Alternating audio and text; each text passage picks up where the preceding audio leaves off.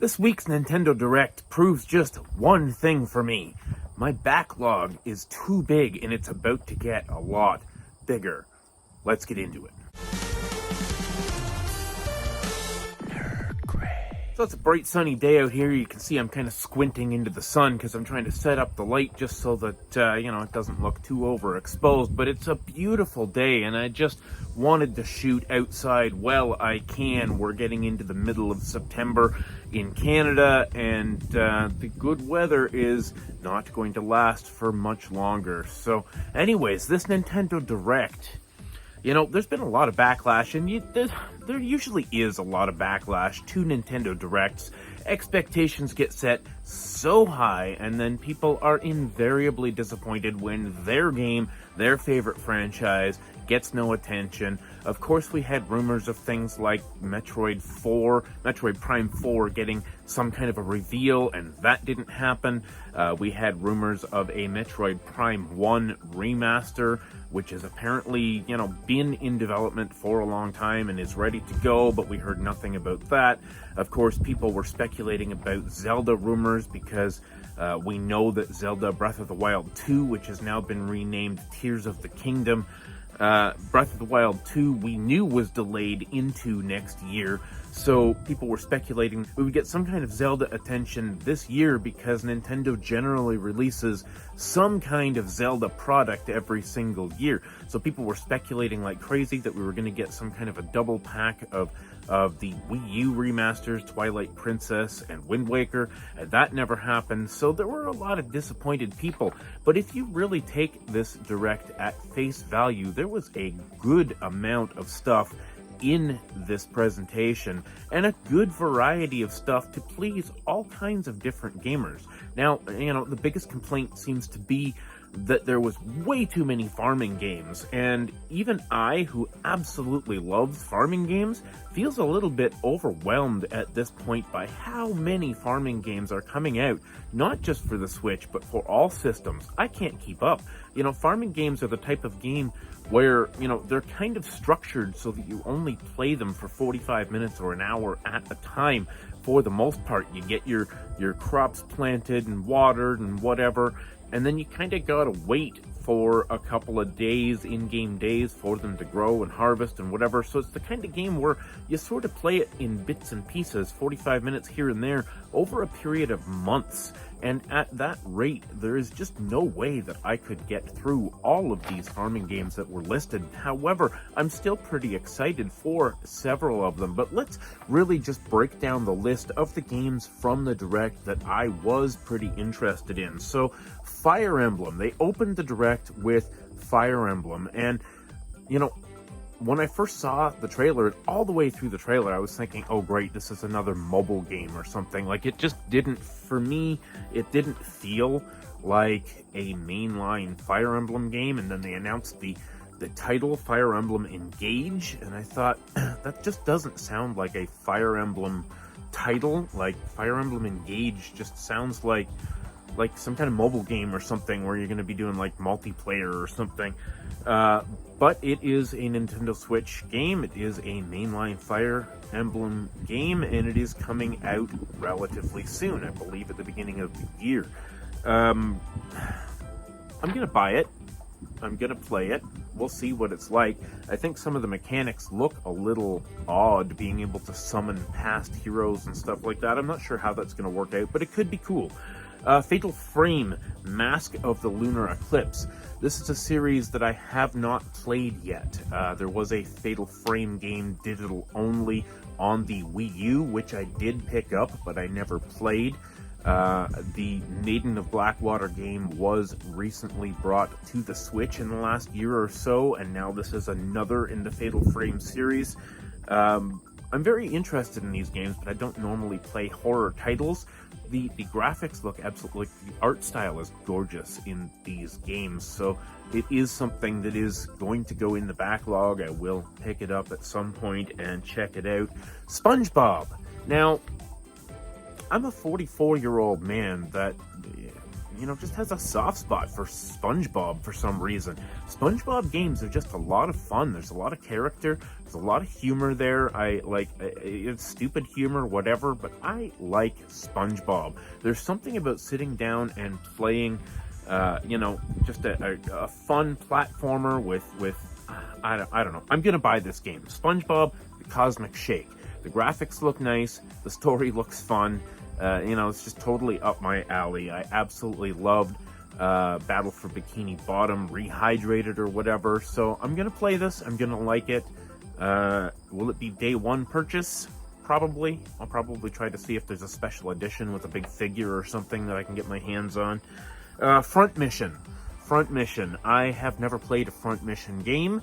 I tentatively like tactical strategy type games. I've played a couple Fire Emblem games and I like those. I've played a bit of XCOM and I like that. It's not exactly like that, of course. I think there's more of a RTS element to these games than straight on turn-based strategy. I'm not 100% sure, but it looks nifty. I like sci-fi stuff. I like mechs. So I'm gonna check it out and we'll see where we go. Apparently, 3 Front Mission games are coming. 1 is coming very soon, 2 is coming next year, and 3 is in the works. So if you're a Front Mission fan, you're eating good in the next year or 2 with the Nintendo Switch. Story of Seasons. This is the first announcement for our farming bonanza that we've got going on here. Story of Seasons: A Wonderful Life, which is a remake of Harvest Moon: A Wonderful Life. Don't ask me to explain the whole Harvest Moon Story of Seasons thing. I'm not entirely sure how the licensing for this works, to be honest, because Story of Seasons is the new Harvest Moon. It is the original developers from the good Harvest Moons back in the day, back in the PS1, PS2, N64, all that sort of thing. Harvest Moon apparently fell off a cliff. I've played a few games that were not that great, but I guess it fell off a cliff because the original developers started their own company or something to make Story of Seasons, which is more of your original Harvest Moon. But anyway, they're remaking Harvest Moon: It's a Wonderful Life, and I'm not 100% sure how that works with licensing. They did a similar thing a couple of years ago. God, what was that? It doesn't matter. They did a similar remake a couple of years ago of another very popular Harvest Moon game, and that went over pretty well. I'm going to pick this up, obviously.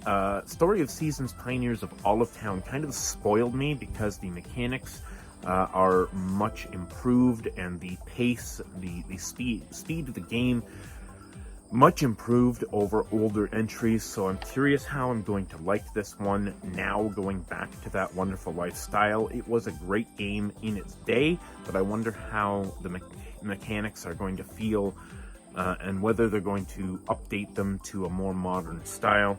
Octopath Traveler 2, another game for the backlog. I have only played a couple hours of the first Octopath Traveler. It's something that I very much want to get into, but it's just one of those things that I played a couple hours, put it on the shelf to come back to later, and still haven't.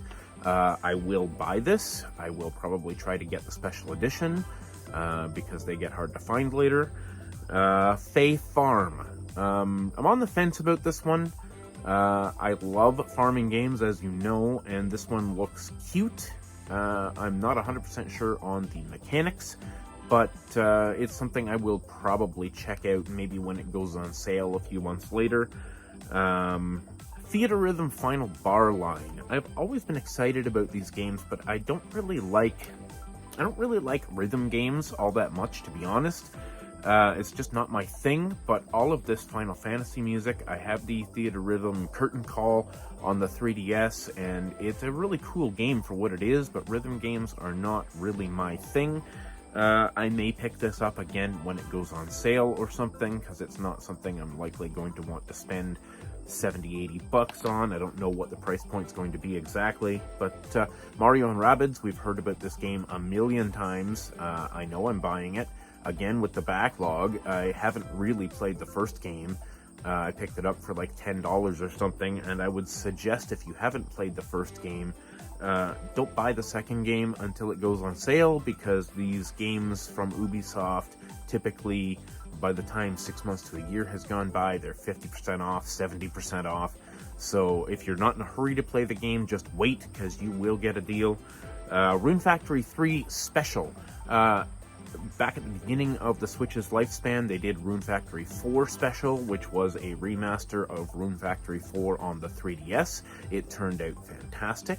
Rune Factory 4 is one of my favorite RPG farming games. They kind of created the whole idea of having a farming game and a JRPG with combat and story and all that sort of thing. Rune Factory is fantastic. I absolutely love those games. They've done some fantastic games on not only the DS and the 3DS, but also on the Nintendo Wii. Good series if you're into that sort of thing, and Rune Factory 3 was a really good one, and bringing it forward to new platforms with new graphics and stuff like that is going to be, frankly, amazing. So I'm definitely buying that. I'm definitely buying the special edition. What else have we got? Atelier Ryza 3. I haven't played Atelier Ryza 2 yet. I do own it. Ryza 1 was fantastic. I absolutely loved that game. I will be picking up Ryza 3 within the first couple of months after it launches, because games by the developer Gust, all the Atelier games and the Blue Reflection games and all that kind of stuff, they get pretty limited physical releases, and after a few months they're hard to find and the price goes crazy. Atelier Ryza 1 at this point physically can often cost as much as $100 or more on the secondary market. Sometimes you can find them on Amazon or something like that for MSRP, but more often than not, you're paying more than retail for these games only a year or two after release. So if you're interested at all, pick it up while you can. Pikmin 4. I'm not really a big Pikmin fan, but my daughter is. Lily played the heck out of Pikmin 3 on the Wii U, and I will probably pick this game up for her and maybe check it out or whatever, but anything I can do to get her into gaming, find her a game that she really enjoys. It makes my heart swell when she actually, puts some time into gaming on anything other than an iPhone. So, yeah, Harvestella. I've been pretty excited about Harvestella because the thing about farming games generally is that they are budget affairs. They're generally, cheaply made. They've always been a niche sort of a thing until Stardew Valley came along. And Stardew Valley was such a huge success that now everybody and their brother wants to make farming games. And Harvestella looks to be the first kind of not quite AAA, but big budget farming game from a big studio, Square Enix. And that has got a lot of people really interested because we're getting AAA graphics and beautiful stories and cutscenes and things like that. However, the demo has come out recently and I haven't had a chance to play it, but my buddy Josh, who runs a YouTube channel pretty much talking about nothing but farming games, he played it and he said there's some mechanical issues that he's not 100% too happy about with the game, just in terms of the basic core mechanics of farming. Some of the things are a little bit clunky, and that's kind of disappointing, but Square Enix has never made a farming game before. Companies like Marvelous that pump out these Story of Seasons and Rune Factory games left, right, and center, they've got the formula down pat as far as the controls and that sort of thing. This is a brand new endeavor for Square Enix, so we will see how that goes. I'm going to buy it. I'm going to play it as best I can, but whether it ever gets completed or not really depends on how bad those controls are. I don't think they're terrible. Josh just said they're kind of clunky. So, let me see. Bayonetta 3. We already knew about this. I already have it pre-ordered along with Bayonetta 1. Both are coming out in October, I believe.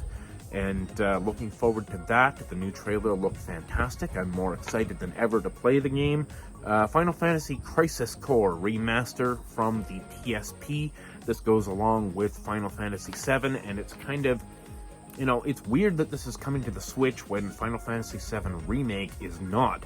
Of course, it's coming to other platforms as well, and I'm glad that it's coming to the Switch, because having any, major mainline new, AAA or AA experience in 2022 when the Switch is aging, it's good to see that this is here and it's running native on the Switch. It's not a cloud version. I'm happy this is coming to the Switch, but frankly, I'm probably going to play it on the Steam Deck. What else have we got? Radiant Silvergun is coming to the Nintendo Switch. Radiant Silvergun, if you don't know, was a very popular and now very expensive shoot 'em up on the Dreamcast. I don't know if it was on other systems, but I believe it was the Dreamcast, and that's an expensive game to get your hands on. So being able to just download this on the Switch, no word on whether this is getting a physical release or not, but being able to download this for probably 10 or 15 bucks, I would imagine, and just play through one of the best shoot 'em ups of all time. I'm pretty excited for that, because I've never been able to play that game in a legitimate fashion. I've emulated it before, but I'm very curious to see how this is going to run and look on the OLED screen, because it's a very vibrant game and I think it's going to look great. Getting to the end of the list here, Tales of Symphonia, right? Remaster, remake. I'm not 100% sure what's going into this title, but it is fantastic that one of the most beloved games of all time is coming forward to new platforms. I'm very happy to see that happen. Tales of Symphonia is one of the most beloved JRPGs of all time, from the GameCube era. Definitely one of the most beloved Tales of games in a very big and well-loved series. Tales of, spans just about every generation, from the PS1 and even the Super Nintendo all the way forward to current consoles. This is a very beloved series, and this is one of the best games, or one of the most treasured games in the series. So to see this get a full, remake, remaster treatment, whatever, brought forward to new systems, I'm pretty excited for this. Of course, you can play the game in a variety of ways already. Steam has the original game, and I'm sure Steam will probably get the remake at some point as well. Kirby's Return to Dreamland. This looks like just kind of a refresh of an older game. But, what is it with Kirby this year? This is like the third or fourth Kirby game we've got this year. Do people really love Kirby that much? I mean, I know I do enjoy Kirby, but it feels like a pretty casual experience for the most part. I'll probably buy it if it's cheap. I'm probably not going to buy it if it ends up being full price. And then, of course, the big banger at the end of the show was a little bit more footage of Zelda Breath of the Wild 2. It finally got a title, it finally got a name. We now know that it's going to be The Legend of Zelda Tears of the Kingdom, and there seems to be some controversy online as to whether this is Tears of the Kingdom or Tears of the Kingdom, because there's some indication in the trailer that they showed us, or the little bit of footage that they showed us, that the kingdom is being torn apart, and there's islands floating in the sky and that sort of thing. So a lot of people are speculating that it's Tears of the Kingdom, but that's not really very good grammar if that's the case. Tears of the Kingdom makes more sense grammatically, phonetically. I'm kind of in the Tears camp, although, maybe it's a double entendre sort of situation where they're implying both situations. It looks good. It looks like a lot more like Breath of the Wild on steroids. It looks like there could be quite a few new mechanics, including traversal in the sky and teleporting through solid rock and all kinds of interesting new stuff. I'm concerned that the game is going to be kind of too overwhelming. Breath of the Wild was the perfect game, and there's only two directions you can go when you're making a sequel to a perfect game, and that is to try and overcomplicate things to take it to the next level, or just sort of make more of what you were so good at in the first place. And I'm kind of in the camp that just wanted more of a good thing. So I'm a little bit nervous that they're going to overcomplicate things and take some of the magic out of what was Breath of the Wild. But I do have a fair amount of trust for Nintendo with the Zelda franchise, so I'm on the fence. I'm definitely buying this day one. I'm definitely buying the special edition. That's a theme along this this Direct. A lot of special editions, a lot of money to be spent. But anyways, guys, what were your thoughts on this Direct? Because I know there's a lot of controversy out there. A lot of YouTubers are making videos saying, seriously, Nintendo, like, I'm losing faith in you and this sort of thing. Like, I think these are massive overreaction clickbait titles, to be honest. I think this was, at worst, maybe a 7 out of 10 Direct. Although, for me personally, this was one of the better Directs in the last 5 or 6 years. I liked almost everything I saw, and I'm probably, as you heard, going to buy on launch day like 5 or 6 of these games, and probably another couple within the first couple of months. So anyways, guys, let me know down in the comments, what did you think of this Direct, and am I crazy to not be angry at Nintendo right now? I think Nintendo did a pretty good job of selling me on the things that they've got coming to the system over the next 6 months. And I am not in any way disappointed, although I would have liked to have seen more focus on Metroid and Zelda. But maybe next time, guys.